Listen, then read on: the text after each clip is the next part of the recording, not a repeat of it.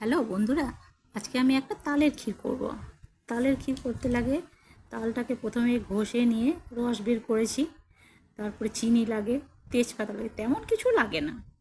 তারপরে কড়াইয়ের মধ্যে আমি তালের রসটাকে দিয়ে দিলাম সবার প্রথমে। দিয়ে খানিকক্ষণ একটু নাড়তে হবে, নেড়ে চেড়ে ওটাকে একটু শুকাতে হবে। শুকিয়ে নেওয়ার পরে একটু শুকালাম। এই তালের ক্ষীরটা খেতে আমার খুব ফেভারিট, আমার খুব ভালো লাগে এই সময়।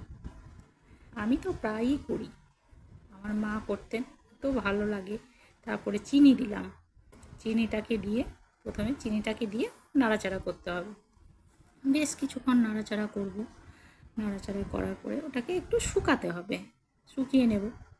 শুকিয়ে নেওয়ার পরে এটা রুটি দিয়ে খেতে খুব ভালো লাগে, আপনারা খেয়ে দেখবেন।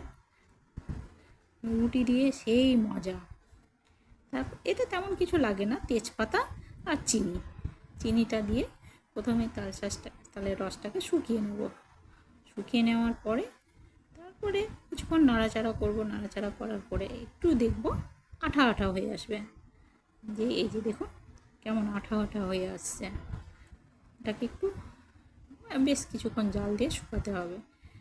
শুকানোর পরে আমি কয়েকটা তেজপাতা দিয়ে দেবো, বেশি না, কয়েকটা তেজপাতা দিয়ে একটু নাড়াচাড়া করব। নাড়াচাড়া করার পরে এই খানিকক্ষণ নাড়লাম,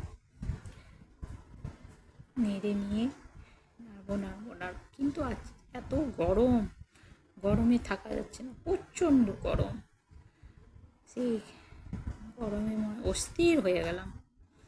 তারপরে এটাকে একটু নাড়তে নাড়তে আর একটু শুকাতে হবে, আর কিছুক্ষণ। দেখুন আমি কতটা ঘেমে গেছি, পুরো গরমে পুরো ঘেমে গেছি আমি, এত গরম।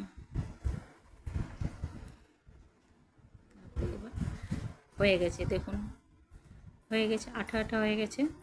এবার আমি সেটাকে নামিয়ে নেব, একটু নেড়ে চেড়ে নিয়ে এটাকে নামিয়ে নেব। এটা আপনারা রুটি দিয়ে খেয়ে দেখবেন, কি মজা, খুব ভালো লাগে। এবার আমি গ্যাসটাকে অফ করে দেব। অফ করে দিয়ে এই যে নামিয়ে নিয়েছি। নামিয়ে নিয়ে আমার হয়ে গেছে, তাল ক্ষীরটা হয়ে গেছে। এটা আমরা তাল ক্ষীর বলি, অনেকে অনেক রকম নাম দেয়, কিন্তু আমরা তাল ক্ষীর বলি।